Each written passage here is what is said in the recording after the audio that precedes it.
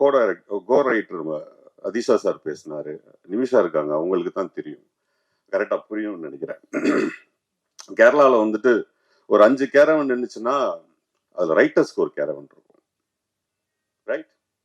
அவ்வளவு பெரிய மரியாதை இருக்காங்க ரைட்டர்ஸ்க்கு கேரளால. ஓகே, வரேன்.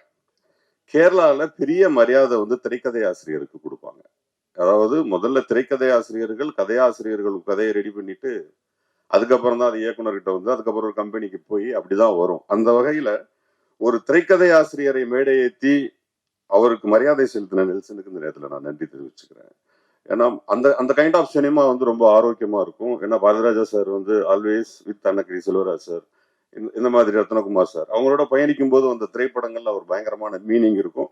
டைரக்டருங்கிற ஒரு பியூர் டெக்னீஷியன், கிரியேட்டர் கம் டெக்னீஷியனா இருக்கிறதுங்கிறது ஒரு தனி டேலண்ட். பட் கிரியேட்டர் இஸ், என்னை பொறுத்த வரைக்கும் ஒரு எழுத்தாளர் வசனகர்த்தாங்கிறவங்க வந்து ஒரு தனி செக்டார். அந்த செக்டார் ஸ்ட்ராங்கா இருந்ததுன்னா திரைப்படம் தோற்கிறதுக்கு வாய்ப்பு ரொம்ப கம்மியா இருக்கும் அப்படிங்கிறது என்னுடைய கருத்து. நான் பல இடங்கள் அதை விவாதமா வச்சிருக்கேன்.